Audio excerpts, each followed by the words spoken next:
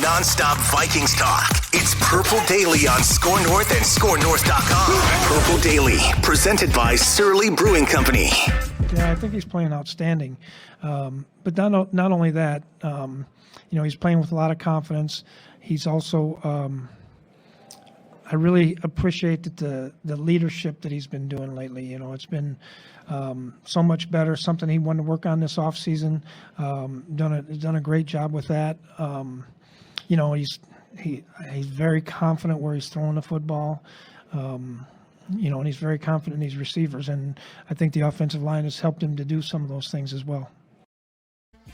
That's a very thirsty, clearly with all the bottles of water in front of him.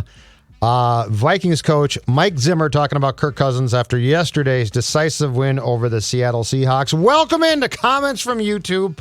Purple Daily sponsored by our friends at Surly Brewing. Try the Furious, because I'll tell you I'm going to drink a few Declan Goff during Monday Night Football tonight.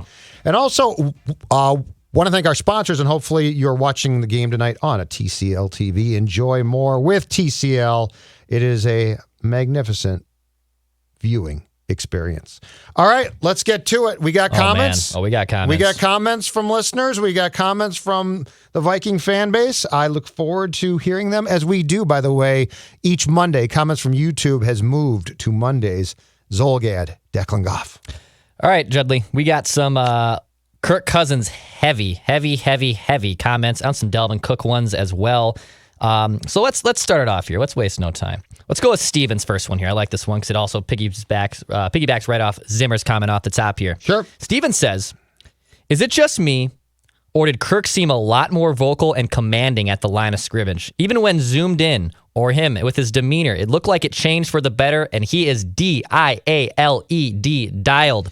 Now, Judd, I'm watching on television. You're privileged enough and lucky enough to go to the games every day, although I did have to pick up your Surly Slack on Ventline, which I'm more than happy to do from our friends at Surly Brewing. And I came back, too, by showing you all of the people that were tweeting their Surly Furious cans in front of their TVs. And at the stadium. We appreciate that. Yeah, but to Steven's point, Judd, yes. as Kirk's demeanor and command change, I know you had the binoculars too. You called the Zolgad. I'm dialed in myself. If Kirk's dialed, Zolgad's even more dialed. Do you think Kirk's demeanor has changed in the first 3 games of this 2021 season? You played the clip to start the show. Moments ago, we heard Zimmer talking. That was about Kirk Cousins' leadership. This is I think this is the 3rd time in the past couple weeks that Mike has brought this up. He was asked about Kirk on Wednesday, so before this game, and gave a long answer saying, you know what, Kirk has done a really good job as far as being more of a guy who leads in the clubhouse or in the locker room in football, I guess. And we heard him again with the comment you just played. So absolutely. Now, is he more vocal at the line of scrimmage necessarily? That I don't know. And I can't, because the stadium was so noisy during the game against the Seahawks on Sunday, Dex, I can't hear Kirk.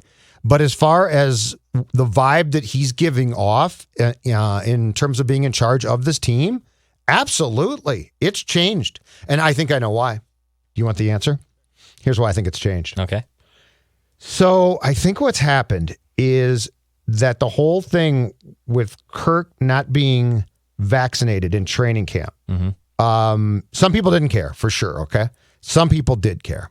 And I think there was a lot of people, including me, who questioned Kirk's motives as far as, is he really in this for the team? Does he care more about Kirk? Because, professional sports is a very weird landscape in which blind loyalty to your team is encouraged. Sure. And that's true of hockey, football, baseball, basketball. And I think there were a lot of people in high-ranking positions with the Vikings who were like, we pay Kirk a lot, and does he really care about his team? And Kirk is a guy who I've come to the conclusion needs motivation to pick things up. So when Kirk starts a year and they're just like, oh, Kirk should be good, right? And Kirk's like, yeah. And he often scuffles then, right? But why do we have ordinarily Kirktober? Because that's the guy who's struggling. And now his back's against the wall and people are questioning him. And he's good. That's the thing about Kirk. That's what's so frustrating. That's why we're hard on Kirk, because there's talent there. There is talent there. He's got a really good arm. And we all say, in September, the last couple of years when Kirk is not playing well, what the hell's going on with Kirk? And then Kirk has that fire to be like, I will show you. I think the whole vaccination thing and people questioning him gave us an early start to that exact same thing. And Kirk said, you know what? I'll show you.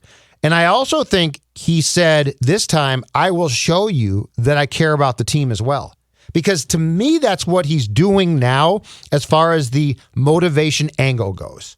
Because that's something I've never seen like this before. I've seen him play well before, but can you recall a time where you've thought, my God, it looks like he's in control of this thing? Because ordinarily, I don't see that. I haven't seen that. He was pretty, I'll give him credit. He was calm and collected in the Saints playoff win over wildcard weekend. He was pretty calm and collected. Was he in control of that game? Probably not. Revisionist history, probably not. But he remained calm, delivered a big-time throw to Adam Thielen. That was big. Right. But this is like a leader. This is what I've always said is completely missing. Yes. It has been the ingredient, and you can't find it in the box score because he's the box score quarterback. You can't find this quantum. That people, and I've seen some of these, and I'm not going to bring them up on the show, but now your Teddy Bridgewater excuses are all out. Well, number one, they're not out. And two, no. That's the whole point. That's why Denver made him a starter. It's not because of his box score numbers. It's because of his leadership. Yep. And now the box score numbers are heading up. But I'm not going to make this a Teddy Bridgewater apologist episode as much as I want to. Nathan brings up a good comment here, Judd. Kirk is on fire. Love his start. And what I also love is seeing him talk to Thielen and Jefferson after that 2-minute touchdown. Lots more leadership. I mean, it's not just us who are giving him the praise. Other fans are realizing it too. It's leadership. And I'm telling you, I think part of what I think when Kirk has a fire lit under his butt, it changes Kirk. And ordinarily, it's like, well, he's sort of struggling, right? And then 2 years consecutively, I think, we get Kirktober, which is, oh my God, now he's playing really well. Well, in this case, it wasn't struggling. It was a does he care? And what's he showing now? He looks like he cares a lot. He does. He looks like he cares a lot. And this is, and to Zimmer's point, this is a different mentality and personality. And I'm telling you, I think it's the whole thing of a lot of people questioning Kirk's motivation for playing football and how much he actually cares about this team, and Kirk is showing you. And if that's what it takes, okay, cool. Yeah. But what you're getting right now, what we have, the reason why we've been hard on Kirk is this exists. This is in him. This ability. Like the Vikings didn't misjudge his necessary talents. I think they misjudged his personality. And now for the first time, in my opinion, we are getting the personality that you want from your QB. And there's no other position I don't know if you disagree with this or not. There's no other position in football on the offensive side of the ball, at least, that can do this. Like you can't be Dalvin Cook and be like, okay, Kirk's not pulling the slack, so I'm going to lead. Like he can lead some, but he's not the quarterback. Justin Jefferson can't be, I'm going to take over this locker room and this team. He's not the quarterback. So when the quarterback does what Kirk is doing, both from a playing standpoint, but just as importantly, probably a locker room leadership standpoint, it changes the dynamic, and that's what we're seeing. And I really think that that's why we saw what I consider to be the most complete performance from what looked like a really good quarterback in Kirk Cousins' tenure, which started in 2018 here on Sunday against Seattle. Another good one here from Stuart. I've never thought Kirk was a bad quarterback, but I have thought he has been overpaid. My question to Score North. After these first 3 games, is Kirk finally playing up to his paycheck, or is he still overpaid? Judd Zulgad, your thoughts? Recency bias completely. The way he played yesterday, and to a certain degree, the way he played in week 2, he's living up to the paycheck right now. He won that game on Sunday. Like, I don't know how else to say it. He won that game. The defense for a quarter and a half was awful, was terrible. Kirk played well. And then the second half, look at the drive chart. Look at the time of possession. The Vikings had the football. Like Seattle didn't have a chance to really mount a great comeback, in part because what Kirk did was he played a huge role for the most part in keeping the Seahawks off the field. So, yes, a $31 million cap hit for 2021 and potentially, I believe, a skyrocketing up to $45 million cap hit for 22 is huge and can be is a problem. But I think right now for what he's being paid, it's hard to debate that now. What Kirk Cousins did, if Kirk Cousins can continue to play the way that he did on Sunday, it's going to be really difficult to say, you can't, he's got to do more. I really think what we saw against Seattle is the most that Kirk can possibly give you, which by the way, was fantastic. Absolutely. Look, it's a salary cap league. There's two folds to look to, two sides of the coin to look at it. Well, the best quarterbacks make the most money. And I know Patrick Mahomes restructured, but eventually they're going to have to overpay, quote unquote, overpay for Patrick Mahomes. Dak Prescott makes a lot of money. Aaron Rodgers makes a lot of money. The best quarterbacks are going to make a lot of dough. And then those middle tier guys, the Teddy Bridgewaters, and I'm just going to use Andy Dalton, just third, fourth, 5-tier guys that don't make a lot of money, you can fill out their roster. And that's where you have to have either very good scouting, very good salary cap people. There's a lot of sides that go into that coin. But I mean, to your point, the way he's played for these first 3 games, is he worth the $33 million cap hit, which I believe or whatever it is for this season? 31, I think. 31? Yeah. Yes, he is. Another dovetail one here. Good one from Tommy. Having a wide receiver 3 on the field to target makes a big difference. And Judd, I feel like KJ Osborn, number one, is more than just a wide receiver 3. Last week on Who Gets It, Who Doesn't on our Mackey and Judd show, which you can find on our Score North YouTube channel, secondary Minnesota sports conversations, that we kind of overhyped finding a free agent or trading for the wide receiver 3s. I'm talking about when they sign D.D. Westbrook, or they bring in Kendall Wright, or they bring in these guys that, perfect, a guy who was maybe buried or had a nice cup of coffee with another team, and he'll be wide receiver 3, and that'll be his role, and he doesn't have any other ceiling, and that's what we expect out of him, and then those guys end up disappointing. I think with KJ Osborn, number one, he is more than just a wide receiver 3, but they have lacked that third down target, that Jarius Wright role that Case Keenum had with him in 2017, and I think it's showing up. 2 for sure yesterday. And then he had another big one against the Cardinals, I know as well. KJ Osborn's become their Mr. Third Down essentially here. And I think that's been big. And to Tommy's point, having that wide receiver 3 on the field has made a huge difference for the Vikings offense. It's enormous. And also keep in mind with Irv Smith Jr. out now, which is a huge loss. The emergence of Osborn has been enormous. And it's also good that the coaching staff, and probably more importantly, Kirk Cousins, trusts him completely. I mean, that great third down throw that Kirk made to KJ was a play in which KJ's jersey, I think, barely flashed to Kirk, and he just saw it and went bang. You got to trust the receiver completely because he was covered, and he made that throw. That's the type of throw that Kirk Cousins a year ago makes to Adam Thielen, and that's it.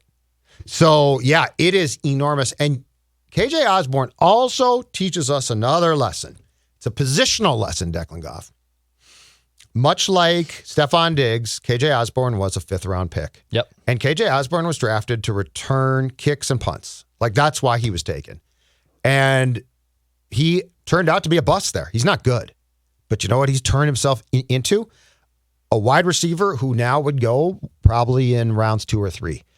He looks that good. Yeah. So, yeah, I mean, this is a huge find. And my contention before Irv Smith got hurt with how he was used in training camp and the exhibition games and how he played was that Irv Smith was going to be essentially a tight end in name, but in reality, wide receiver 3. He's gone now. So who replaces him? And yeah, I am so with you on being done with this idea of, well, we signed another veteran guy to be a wide receiver 3, and I'm guilty of this too. Oh, wow, I've heard of this guy. This is going to be great. Those guys more often than not, and this is said with a large sample size, fail.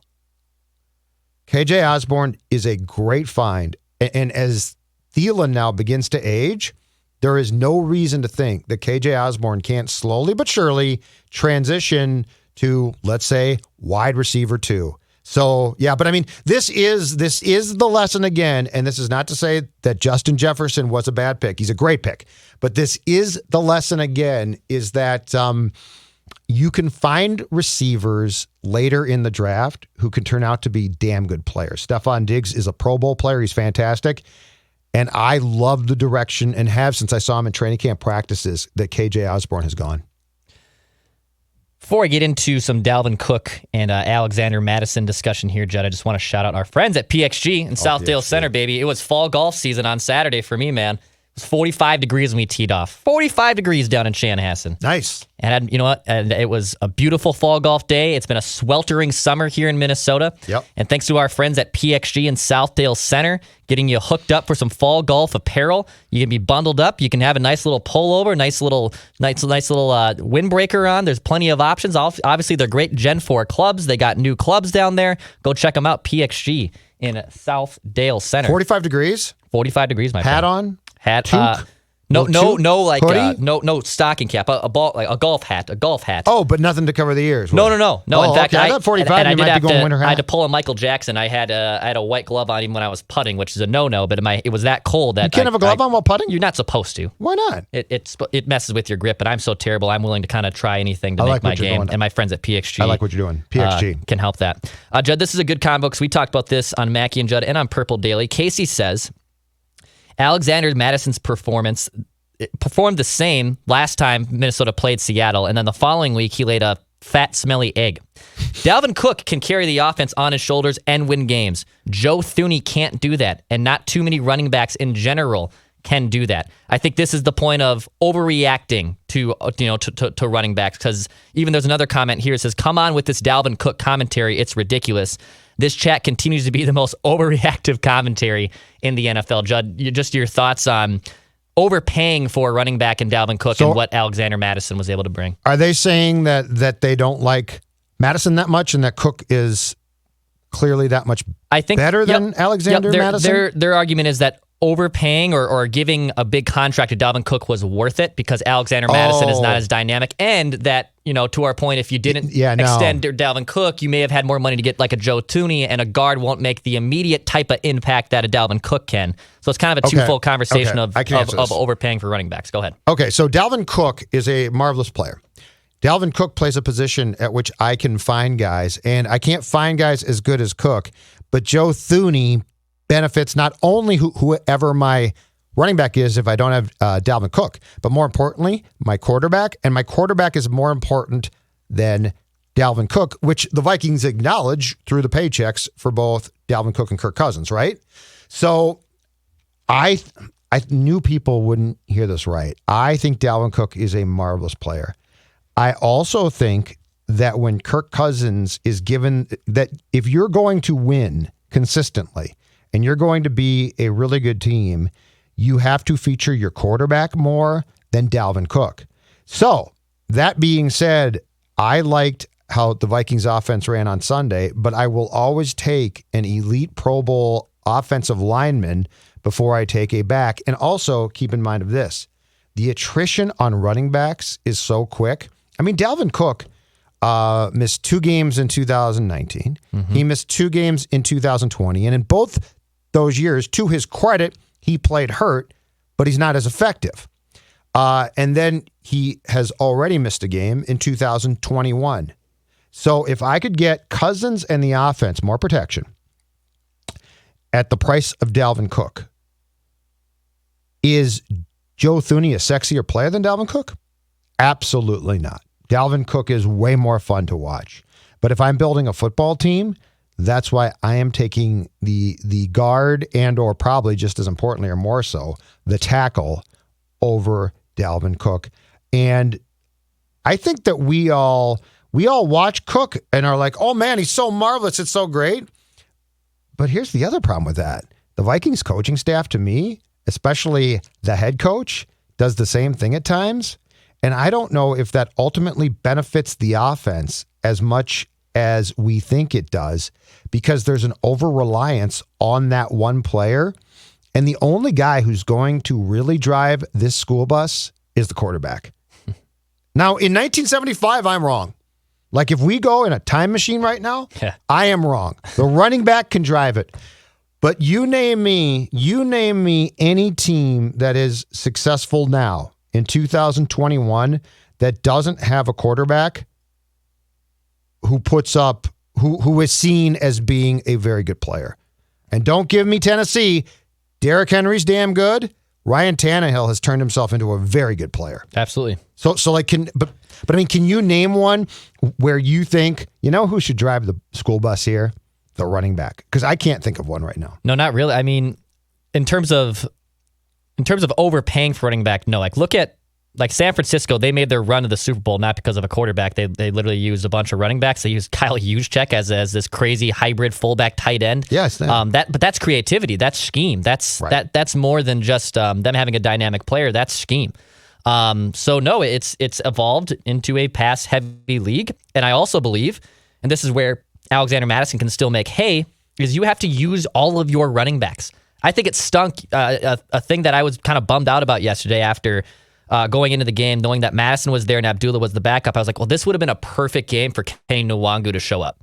He's hurt right now, so he wasn't able to. But that would have been the perfect opportunity, right? Speed. He would be the perfect scat back. And look, Amir Abdullah right. has been in the NFL for 5-6 years. He's a serviceable backup, fine running back. But that would have been the perfect situation to see using Kenny Nwangu. Look at the Browns; they use 3 running backs. Nick Chubb, you can make a case, is a top 5 running back, but they use Kareem Hunt, and they find out other ways to get their running backs involved. And I wish the Vikings would do that more. But they're not. Yeah, but I mean, the problem is that they pay Cook so much that they can't bring themselves to do that. But yet the problem too is, and they know this, and this is the most frustrating thing and it's the conundrum of having paid Dalvin Cook in the first place, Dex. The frustrating thing is, that he's really special. You feature him damn near constantly, and you also know because you do that, he's going to get hurt quickly. To his credit, Derrick Henry's a freak. Like he's a huge man and plays a ton and can do that. Dalvin, throughout the course of his career, has never shown, he's shown a lot of great things, but he has never shown that he is going to have an Iron Man streak. He's always going to have something. Just unfortunate. It is. Still a marvelous player, though. Please don't hear me wrong. No, he's a damn good player.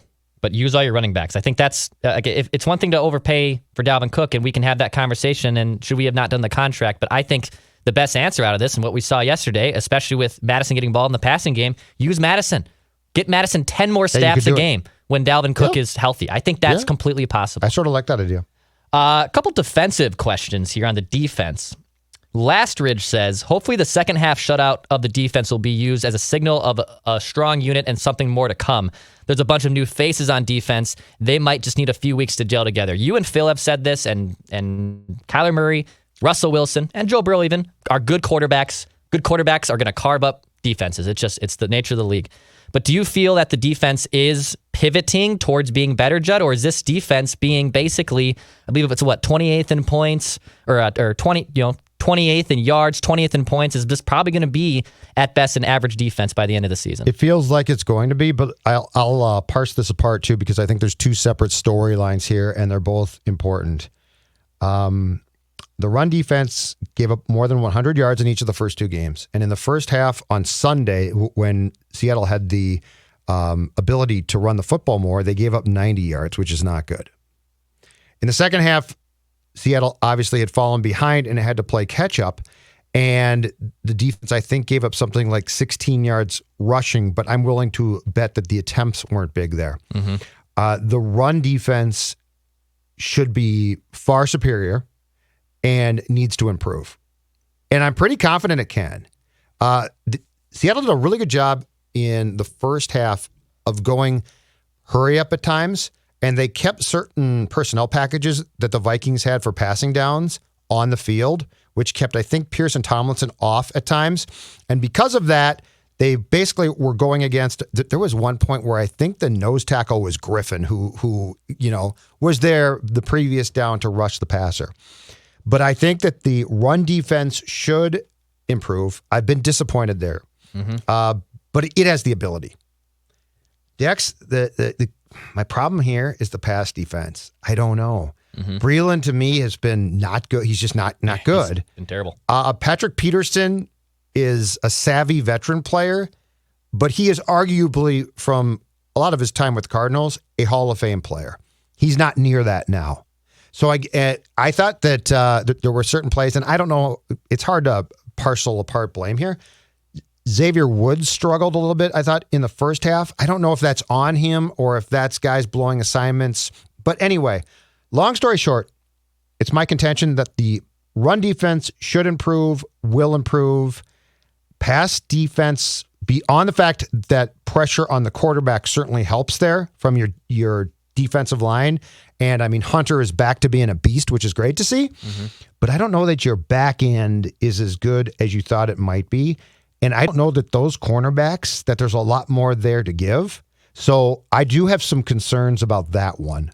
I really do, because, if Seattle's defense didn't sieve out itself, and to their credit, the Vikings offense played so well, how does that second half go then? And I'm not positive that Russell Wilson, if he had the ability, couldn't have begun to again pick that secondary apart. So I'm going to go with two answers. Run defense, to me, needs to improve and will improve. Pass defense, I'm concerned about. You? I'm way more concerned about the cornerbacks. I think Pat P is a serviceable cornerback at this point. That's fair. Career. And serviceable's fine. Serviceable is fine. But he's not what he was, No. so he's not going to be shut down. You're right. He was a Hall of Fame level player. When it's all said and done, is Pat P going to get in the Hall of Fame? I don't know. I don't know. But he was a multiple-time All-Pro and a damn good cornerback with the Cardinals. Now he's a serviceable, solid player. Might be a type of guy like Charles Woodson, where he floats into a safety in the later part of his career and has a resurgence. I don't know. I wouldn't do that next year. No, I would not. But he's fine. Bashad Breeland's been a disaster. Cam Dantzler off the field, in my opinion, has been equally as a problem in different ways. So it's weird. Kyle says, also, where the F is Dalvin Tomlinson? I'm not kidding you. I've watched every game this year, full blast, and I have not heard his name once. Marquee free agent pickup in the offseason and haven't heard his name once. What in the world is going on with Dalvin Tomlinson? Give the grade from yesterday, the PFF grade, Dex. It was good. It was good, wasn't it? Yes, it was. I don't have the top of me right now, but he was better yesterday. Very good. Yeah, he was better yesterday. First two games, I agree. I disagree with Phil on this. Phil's point is, well, he plays the three technique, and that guy, because he's an interior line guy, you don't see, and so you can't appreciate what he's doing. I disagree with that. I know what Phil's saying, but I think there are times, like if you never notice a guy, that's a problem. There were multiple times, especially I think as the game progressed on Sunday, that we heard Dalvin Tomlinson's name. The first two games, I thought that he was not a no-show, but I certainly didn't see Dalvin Tomlinson a lot. Now, the first game, Michael Pierce was fantastic. And there have to be times where you see your defensive tackles at least get a push or something. So, but the grade for Tomlinson on Sunday was impressive. And I will say that the Minnesota Vikings need this guy to be damn good. He is their, keep in mind, he is their 2021 marquee free agent signing. Peterson came in March, I think, on a one-year contract. Breland, Vigil, one-year contracts. Dalvin Tomlinson, multi-year contract that pays him well. So that's your marquee guy. So, and that's where I think that ultimately, when the Vikings get this thing right, Declan, that the run defense is going to be good. I think it's going to pick up a lot and improve. But with what the person said there in that note, I'm with you on the first two games, and it seemed to me like Tomlinson started to find a rhythm on Sunday. It'll be interesting now to see if he can carry that into the Cleveland game. The guy who looks long in the tooth to me a little bit compared to his first time around here, Sheldon Richardson. Yeah. He doesn't look the same. Everson looks fine. Everson looks good. Well, he looked great yesterday. He was great yesterday. And he looked great. And I also love the idea of moving him around. Yep. Inside on third down, right? Passing downs. Yeah, get creative with them. Exactly. Yeah, by the way, Dalvin Tomlinson, the top graded defensive player for the Vikings, 84.3 grade and yesterday. We did hear his name as the game progressed. Okay. All right. That's fine. Let's see here. Just a couple more as we wrap here. This one actually a fun one from Theodore. I have to admit, being the ultimate naysayer that if the Vikings play like they did on Sunday, they will win 2/3 of their games as the game rolled on. And being able to run with Madison like that was awesome to watch. Judd, I mean, if they play like that, obviously, they should be able to win 2/3 of their games, correct? Yeah, I mean, Cousins and the offense were great. The defense, I'd like to see more from the start of games because I don't think it's fair. I don't think it's fair to lay as much on the offense as the Vikings did in the first half. The fact that Seattle's defense is not good helps a ton. So, but I think the formula that we saw offensively, I loved. I thought it was great. And the defense picked up. So I think you can still tweak it and improve in some places. But if the starting point is the quarterback, you have to be thrilled. Yeah.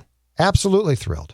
This one, just a good self-serving one for good old Judd and Declan as members of Judd's Hockey Show here from Bad Bone 30501. And again, Judd's Hockey Show, Apple, Spotify, ScoreNorth.com. This the Minnesota Wild training camp starting. Line charts are here, Another baby, one and coming. We were down on Jordan Greenway after Saturday's after Saturday's preseason game. Let's just say Jordan Greenway was singled out by the coach as being as being a veteran player who they were not happy with. But to tie this to the Vikings on Judd's Hockey Show, Bad Bones comment says, I was at the game yesterday and thought it was really cool to walk right by the man, Kirill the Thrill Kaprizov. I saw Kaprizov was there, Zuccarello, Fiala. I know those three for sure were Was Fiala there with him? Must have. I mean, I would assume so. So that's like a line almost. Yeah, but yeah. I mean, I'm surprised that they didn't make Kevin sit like four rows back of Mats and Kirill. Well, if you can't sit with those guys, why don't you go sit with Rao? Well, you know what? It sounds like Dean Evison and Billy Guerin weren't in command of getting these tickets and organizing these seating charts because otherwise that would have been the case, Mr. Judd Zolgad. Kevin, why don't you sit a couple rows? Why don't you sit a couple rows back? Here, can I interest you in a Victor Rask? Can I interest you in a Frederick Goudreau? We paired you with Victor Rask. No offense, Kevin, but you're on a 1-year contract. Sorry about that. Your thoughts too, just Judd, as we wrap, just having that U.S. Bank Stadium back at full capacity. I haven't covered a game since 2019 either, but just having that crowd back had to be awesome. It's an enormous help. That place is deafening loud. Russell Wilson, in my opinion, didn't really get, and he's not going to. It's not like he got super flustered, but it's so noisy that teams, it's hard to operate. It is. And that's what I'm telling you. I'm really curious to see, and I know the Browns are good, great offensive line, and Kevin Stefanski knows all the ins and outs of the Vikings. But I am really curious to see on Sunday how Baker Mayfield handles that crowd. Yeah.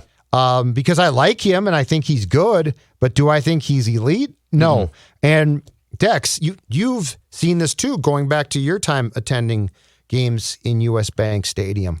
How many really pretty good quarterbacks have we seen get flustered? Yeah, it happens. And I'm talking about like Jared Goff, when Jared Goff was good with the Rams, and Sean McVay was calling the play into his helmet until it shut off. Yeah. If I'm not mistaken, Tannehill, same thing. Mm-hmm. And that was with the Dolphins. We have seen a ton of quarterbacks who are pretty doggone good get flustered. So Baker Mayfield possibly flustered. Oh, before we go, got to tell you one more thing. Okay. Do you know what the Vikings did on Sunday, Declan? What'd they do? They didn't settle. They got surly. They did not. They got surly. The Vikings got surly and said, bleep this noise. We're down by 10 points. We're going to come back and win, and then we're going to celebrate post-game, and so are our fans. And by not settling and getting surly, what they basically did was, or at least what Judd Zolgad's doing, is encouraging you to get surly as well. And that's not to get mad yourself. That's to celebrate with a surly, and in particular, a Surly Furious, the IPA that revolutionized craft beer in the state of Minnesota. I want to see your pictures. I love that.